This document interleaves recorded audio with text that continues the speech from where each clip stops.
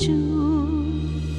തളർന്നു പോകാതെ കരുതലിൻ കരം നീട്ടി, തളർന്നു പോകാതെ കരുതലിൻ കരം നീട്ടി, നടത്തിയ വഴികൾ നീ ഓർത്താൽ വൻമഴ പെയ്യട്ടെ, നദികൾ പൊങ്ങട്ടെ, എൻ വീടിന്മേൽ കാറ്റടിച്ചിടട്ടെ.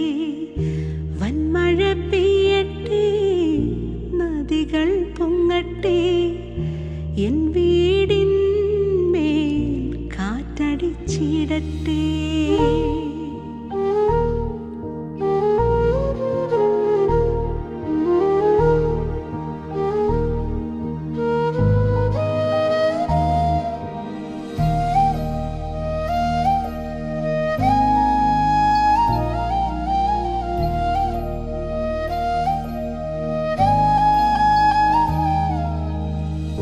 നീ തകർന്നിടുവാൻ നോക്കി നിന്നോരെല്ലാം കാണുന്നു നിൻ മുൻപിൽ വിശാലവാതിൽ. നീ തകർന്നിടുവാൻ നോക്കി നിന്നോരെല്ലാം കാണുന്നു നിൻ മുൻപിൽ വിശാലവാതിൽ. യഹോവ നിനക്കായി കരുതിയ വഴികൾ നീ പോലും അറിയാതെന്നും. യഹോവ നിനക്കായി കരുതിയ വഴികൾ നീ പോലും അറിയാതെന്നും. ചെങ്കടൽ മൂടട്ടെ, തീച്ചുളയേറട്ടെ, അടഞ്ഞവയെല്ലാം തുറന്നിടുമേ. ചെങ്കടൽ മൂടട്ടെ, തീച്ചുളയേറട്ടെ, അടഞ്ഞവയെല്ലാം തുറന്നിടുമേ.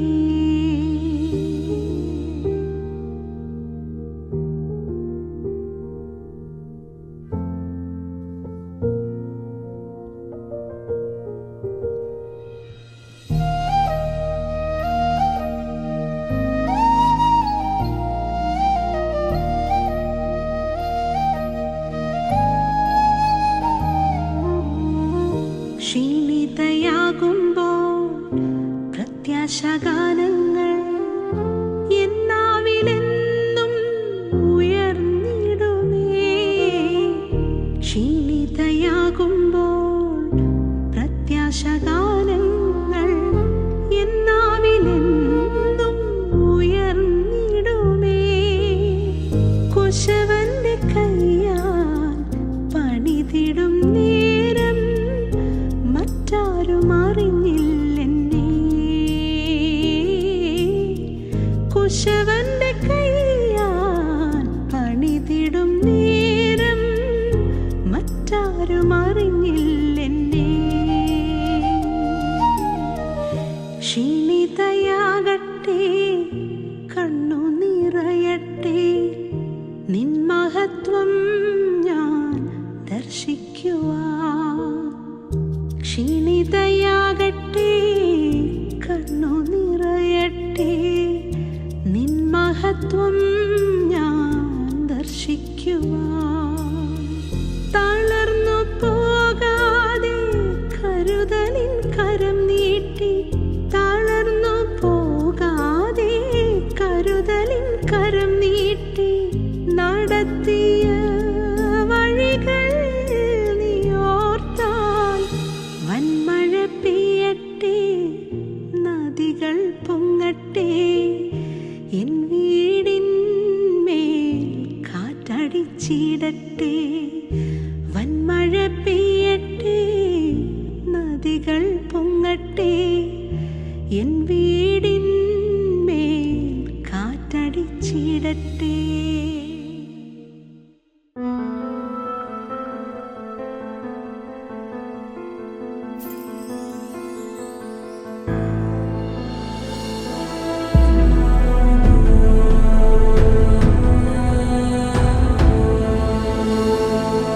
പാട്ടും പ്രസംഗവും എന്ന ഈ പ്രോഗ്രാമിലേക്ക് എല്ലാ സഹോദരീ സഹോദരന്മാർക്കും ദൈവമക്കൾക്കും സ്വാഗതം. നീ തകർന്നിടുവാൻ നോക്കി നിന്നോരെല്ലാം കാണുന്നു നിൻ മുൻപിൽ വിശാലവാതിൽ. കർത്താവിൻ്റെ ദാസൻ പാസ്റ്റർ കാലേബിന് ദൈവം കൊടുത്ത ഈ വരികൾക്കും സംഗീതത്തിനുമായി ഞാൻ ദൈവത്തിന് സ്തോത്രം ചെയ്യുന്നു. ഈ പാട്ട്, ആ വരി എൻ്റെ അനുഭവമാണ്.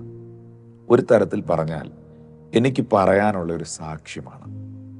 നിങ്ങളോടുള്ള ബന്ധത്തിലും അങ്ങനെ തന്നെയാണ് എന്ന് ഞാൻ വിശ്വസിക്കുകയാണ്. കാരണം അങ്ങനൊരു സമൂഹം എല്ലായിടത്തും ഉണ്ട്. അങ്ങനൊരു സമൂഹത്തെ മോശ ഫേസ് ചെയ്തിരുന്നു. അങ്ങനൊരു സമൂഹത്തെ ജോസഫ് ഫേസ് ചെയ്തിരുന്നു. അങ്ങനൊരു സമൂഹത്തെ ശിംശോൻ ഫേസ് ചെയ്തിരുന്നു. അങ്ങനൊരു സമൂഹത്തെ എല്ലാ ബൈബിൾ കഥാപാത്രങ്ങളും വ്യക്തിത്വങ്ങളും അഭിഷിക്തന്മാരും രാജാക്കന്മാരും പ്രവാചകന്മാരും ഫേസ് ചെയ്തിരുന്നു. എന്തിനേറെ പറയുന്നു, നമ്മുടെ വാഴ്ത്തപ്പെട്ട കർത്താവായ യേശു ക്രിസ്തു പോലും അത് ഫേസ് ചെയ്തിരുന്നു.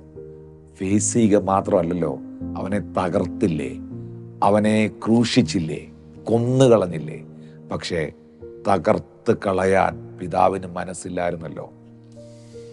തീർത്ത് കളയാൻ പദ്ധതികൾ ഒരുക്കിയവരുടെ മുമ്പിൽ പിതാവായ ദൈവം മൂന്നാം നാൾ പുത്രനെ ഉയർപ്പിച്ചില്ലേ.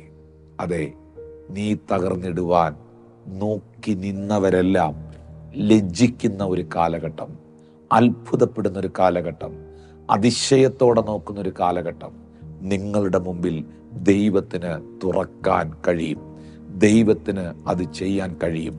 ജോസഫിന്റെ പരാജയം കാണാൻ ആഗ്രഹിച്ച സഹോദരങ്ങൾക്ക് പിന്നത്തേതിൽ ജോസഫിനെ ആശ്രയിക്കേണ്ടി വന്നെങ്കിൽ, മോശയെ തകർത്ത് കളയാൻ പരാജയപ്പെടുത്താൻ ശ്രമിച്ച ചിന്തിച്ച ഫറവോയ്ക്ക് മോശയുടെ മുൻപിൽ ദൈവം ചെയ്യുന്ന അത്ഭുതങ്ങളെ കണ്ട് അമ്പരന്ന് നിൽക്കേണ്ടി വന്നെങ്കിൽ, യേശുവിനെ ക്രൂശിച്ചവർക്ക് അവൻ്റെ ഉയർപ്പിൻ്റെ വാർത്ത കേൾക്കേണ്ടി വന്നെങ്കിൽ, നിശ്ചയമായിട്ടും എന്നെ കേൾക്കുന്ന പ്രിയപ്പെട്ടവരെ, നിങ്ങളുടെ മുൻപിലും വിശാലമായ വാതിൽ ദൈവം തുറക്കും. Great door. ഇത് പൗലോസ് പറഞ്ഞൊരു വാക്കാണ്. വിശാലവും സഫലവുമായ വാതിൽ അവനെനിക്ക് തുറന്നിരിക്കുന്നു. ഈ എതിരാളികൾ പലയിടത്തുമുണ്ട്, പലരുമുണ്ട്. I don't care. പക്ഷേ എനിക്ക് വേണ്ടി ദൈവം തുറക്കുന്ന വാതിലുകൾക്കായി സ്തോത്രം. എനിക്ക് വേണ്ടി ദൈവം തുറക്കുന്ന വഴികൾക്കായി സ്തോത്രം. ഈ മെസ്സേജ് കേൾക്കുന്ന, എന്നെ കാണുന്ന, ഈ പാട്ടും പ്രസംഗവും എന്ന പ്രോഗ്രാം ഇപ്പോൾ കേട്ടുകൊണ്ടിരിക്കുന്ന നിങ്ങളുടെ ജീവിതത്തെ ഒരത്ഭുതമാക്കാൻ കർത്താവിന് കഴിയും. നിങ്ങൾ ഒരു ബ്രോക്കൺ വെസലാണ്. നിങ്ങളൊരു തകർന്ന വ്യക്തിത്വമാണ്. അതുകൊണ്ടാണ് ഈ വരികൾ നിങ്ങളെ സ്പർശിച്ചത്. തകർന്നവരെ ഈ വരികൾ സ്പർശിക്കുന്നുണ്ട്, എനിക്കതറിയാം. ഈ യോഹന്നാന്റെ സുവിശേഷം 8-ാം അധ്യായത്തിൽ യേശു കർത്താവിൻ്റെ അരികിൽ ഒലിവുമലയിൽ ആ ദേവാലയത്തിൽ ഒരു പാപിനിയായ സ്ത്രീയെ കയ്യിൽ കല്ലുമെടുത്ത് പിടിച്ച് ഒരു കൂട്ടം ആൾക്കാർ ഒരു തെരുവ് നായെ പോലെ ഓടിച്ച് ദേവാലയത്തിൽ യേശു കർത്താവിൻ്റെ നടുക്ക് കൊണ്ടുവന്ന് നിർത്തി. നമുക്കറിയാം, നിങ്ങളിൽ പാപം ഇല്ലാത്തവർ അവളെ കല്ലെറിയട്ടെ എന്ന് യേശു പറഞ്ഞു. മൂത്തവരും ഇളയവരും മനസാക്ഷിയുടെ ആക്ഷേപം ഏതുവായി കല്ലുകൾ താഴെയിട്ട് അവർ തിരിച്ചുപോയി. അതൊക്കെ നമുക്കറിയാവുന്ന ഒന്നാണ്. പക്ഷെ ഏറ്റവും ഒടുവിൽ ഇങ്ങനെയാണ് ഞാൻ അവിടെ കാണുന്നത്. യേശുവും നടുവിൽ നിൽക്കുന്ന സ്ത്രീയും മാത്രം ശേഷിച്ചു. യേശു അവളോട് ചോദിക്കുന്നുണ്ട്, സ്ത്രീയെ, നിന്നെ എറിയാൻ വന്നവർ എവിടെ?